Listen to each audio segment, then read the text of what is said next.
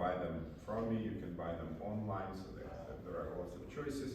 And at some stage, your child probably needs to get out and play in more serious competitions than the juniors only competitions we have, like the one going for juniors.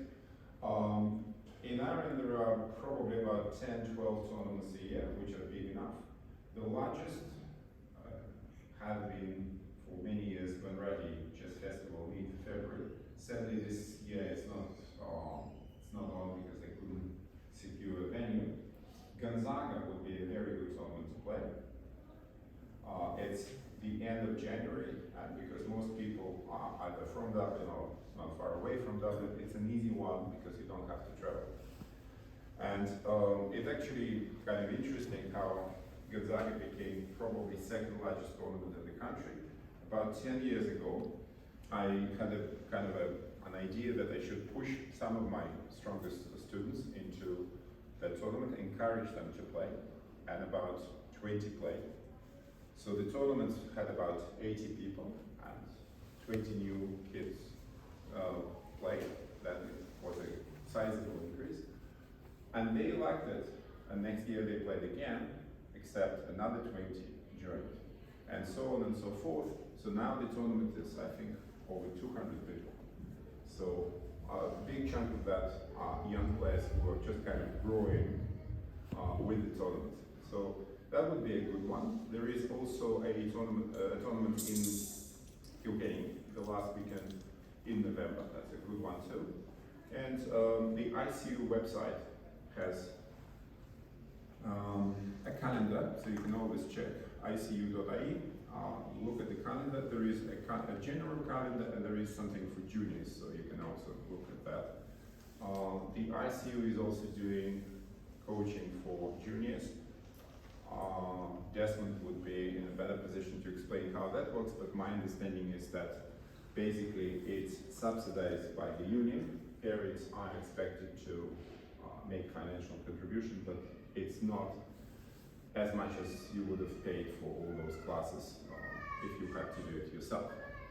So often they're taking place in this hotel, sometimes in other venues, and it goes throughout the year. But players have to be sort of selected, so they have to be a certain standard. Okay.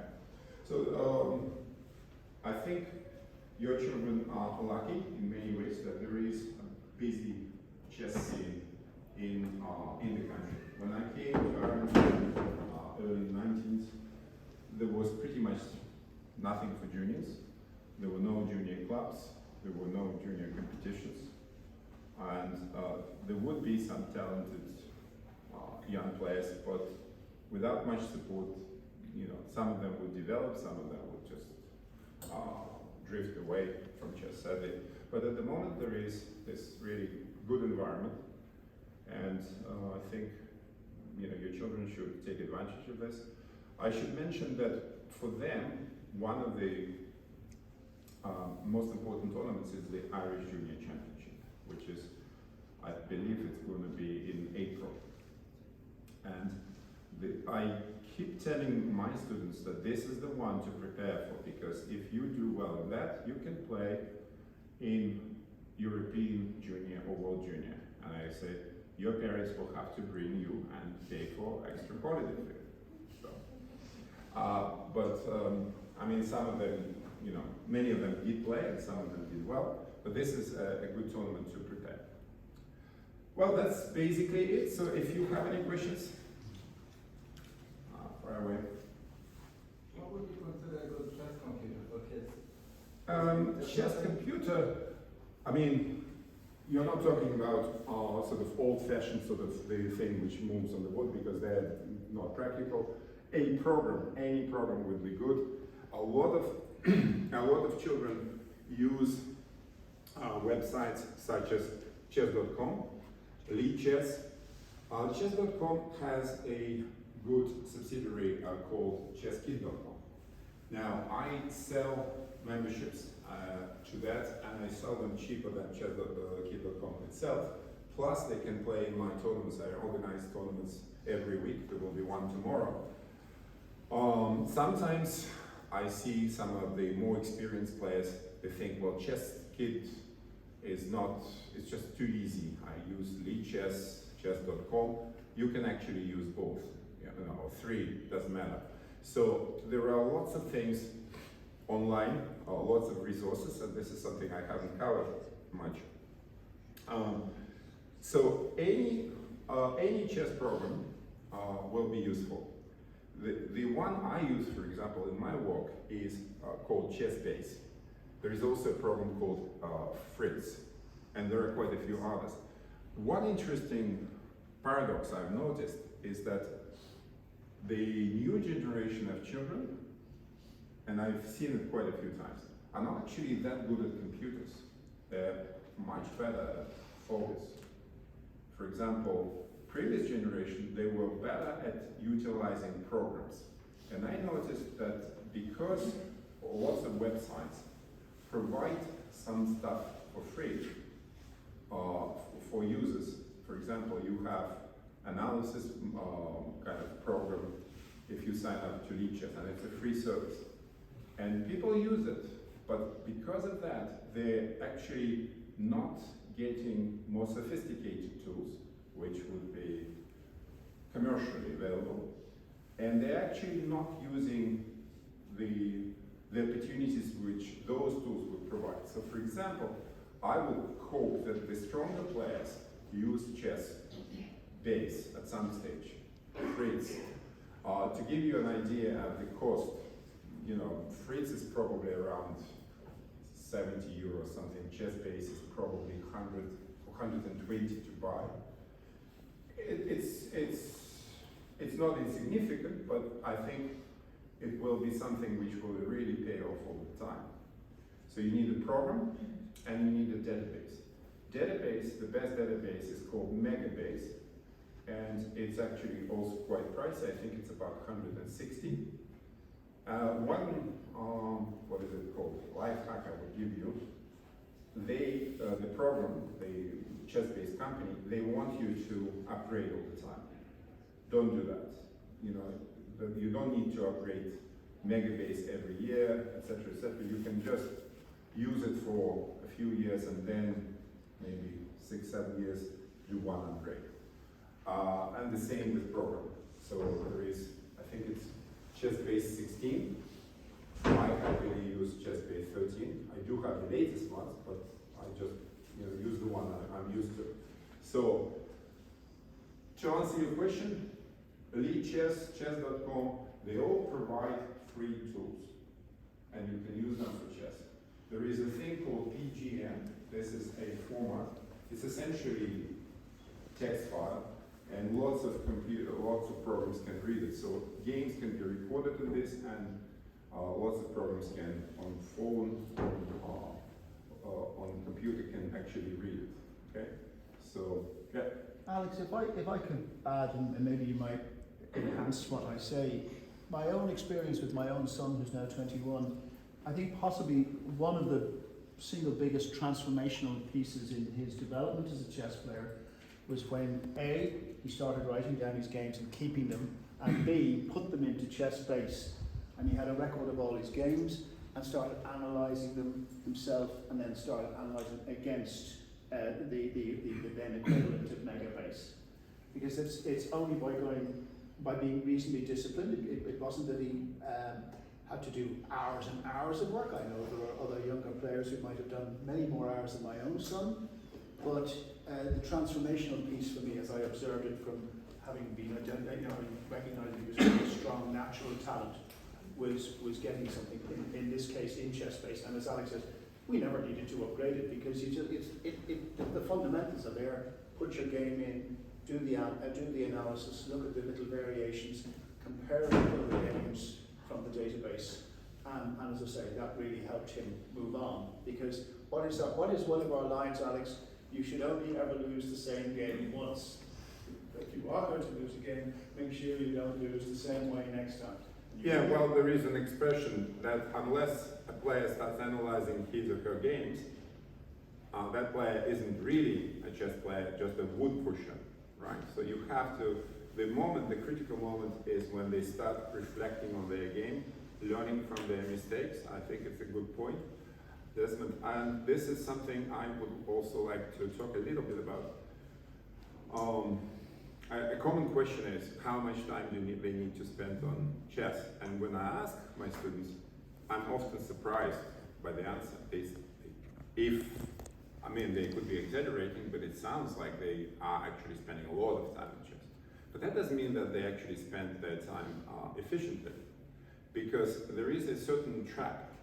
We all like to do what we are good at. So a lot of time kids like solving puzzles online. And they do this and they keep doing and keep doing. So they're kind of developing one kind of chess muscle, but at the expense of others. And I normally would tell them that the problem is that when you are told, when you look at the chess puzzle, somebody's telling you there is a great move here, look for it, find it. When you play a game of chess, nobody does that. That would be cheating. And you don't even know when to look and when to start searching. So that's actually not that useful. It's a useful thing to do, but it shouldn't be everything you do. And another common thing, students, kids, they all like to play. And they actually spend a lot of time playing chess. Very quick game blitz, which can be fun, but it's actually not helping them. In fact, it could be sometimes detrimental to their development, because it will teach them to be superficial. And so, again, that should not be considered as kind of useful study. So study should be looking at their games, analyzing, reading books, maybe looking at YouTube videos. There are lots of free things nowadays. It's just the amount of material which is out there is just mind-blowing. So kind of thinking, reflecting.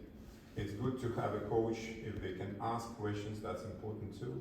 That would be kind of natural progression. And of course, playing against stronger players, trying to raise their level of play. Okay?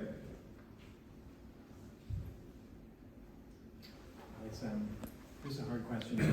Do you have any tips on how to deal with a child who gets into a terrible mood when he loses a game online? Okay. Well, I cannot. It's probably best speak from experience. Like I said, I hate losing. Most chess players hate losing. I remember I came back when I was about 15, came home and told my parents, I'm not talking to anyone. It's not you, it's me. You just don't want to talk, because I didn't even lose the game. I drew it, but it was so painful that I thought I should be winning. I thought I messed up big time. It was like, So, what I would normally do, try to sort of stay away from chess sort of for a while. Usually kind of go for a walk, maybe read something, just take my mind off. I keep saying myself, it's not the first time you lost, and sadly it's not the last time, so it will happen again. So you kind of over time you learn how to put it behind. When a child is in this situation, it's kind of more difficult, right? But you can just even sometimes talk if the child wants to talk about this, okay? That losing, sadly, is part of the game. So that you can actually try to turn it to your advantage and try to learn why you lost. You can also say that online is not ideal thing, because again, you never know, you lost to someone who is just better than you, or there is a lot of cheating online. I don't play online for that reason, because I just can't figure out, am I really playing a person or his or her computer? So I don't want to do that. So maybe you can just say that don't give too much importance to online chess. Okay?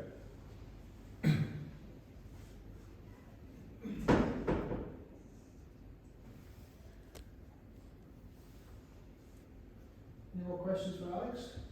It's a bit like I was Sam Collins got a job in Japan some years back, and he invited all players on the Irish team to visit him. In the end, I think I was the only one who took him up on that offer, and I went there.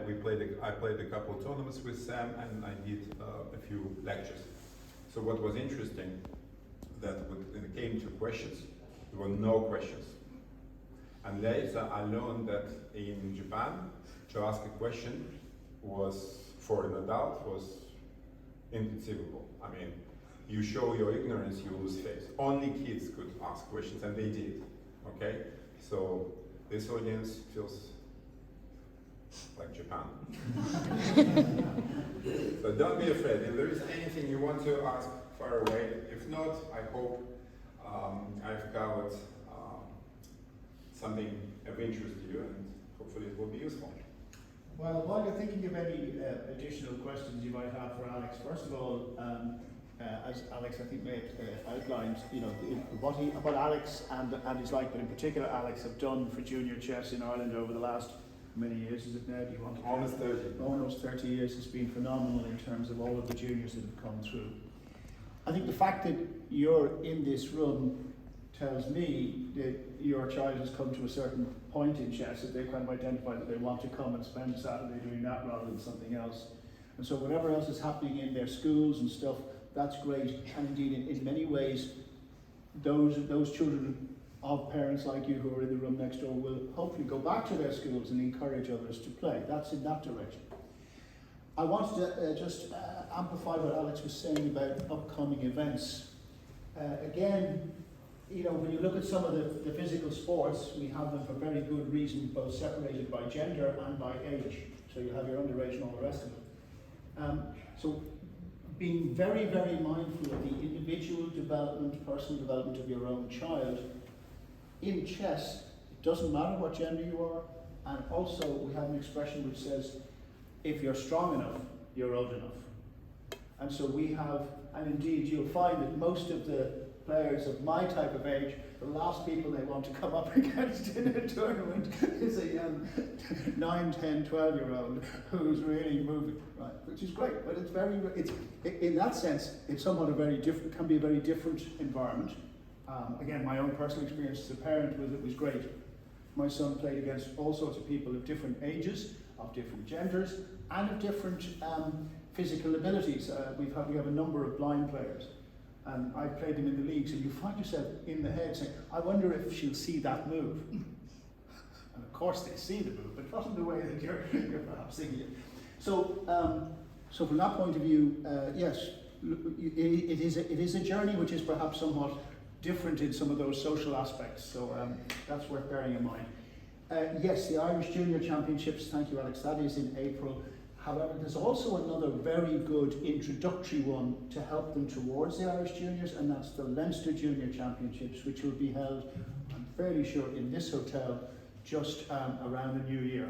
We have a New Year festival here, and there's a sequence there which may or may not work for you. But the Leinster Juniors, Gonzaga in January, while there won't be Bunratty this year, there will be the Bulger Cup over in Colorsa on the same dates, and then the Irish Juniors. So in terms of exposure to chess, in terms of practice, and in terms of really pushing themselves against opposition of all different types, I don't know if you'd necessarily go for all four. That's the other parent dilemma, is, you know, can I play this one and that one and that one?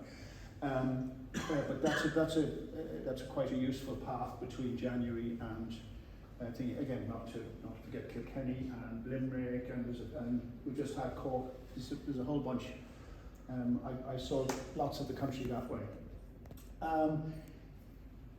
Hands up, any of you whose chess playing child next door will be 15 or under on the 1st of January coming, 1st of January 2023. Pretty much everybody under 15 or under. Okay. So when Alex talks about playing and representing Ireland, we have our Glóney Gilbert team, which is one of the oldest international team tournaments And that's a wonderful social event. I now see some of the 25, 23, 25-year-olds saying, oh, I'm off to that tournament in Germany, I'm off to... And then I say, who are you going with? And it's not just, Scott and whoever with whom they played in Ireland. It's the English chap and the Scottish chap and the Dutch girl that they met playing in some of these events. So in terms of Friends for Life, in fact, I was at an event, the European Congress, and I met Grandmaster Israel, you know who I mean? Mm-hmm. Anyway, he's of a certain age, and he came up to me and said, please send my very best to Kevin. And Kevin has been a major servant of Irish chess. This is Kevin O'Connell for over 60 years. And he said, I met back 55 years ago, and we've been friends for life. So again, lots of opportunities there. The reason I ask about whether your child will be 15 or under on the 1st of January is that this summer, Ireland secured one of those events. So we will be hosting the European Schools Chess Championship in Limerick in 2024, which is about, 18 months away, it'll be in May, right? And I would love to see any or all of your children playing in Limerick for that week. By all means, go to Albania next year for that event. That's a nice sunshine holiday. But the Limerick Sports Campus in the university will be, again, we're going to lay on something special there. But I hope, that's just another, as it were, a stretch goal. But I hope I've given you a sample path for your player. Thank you, Alex. Could round of applause, please, for Alex?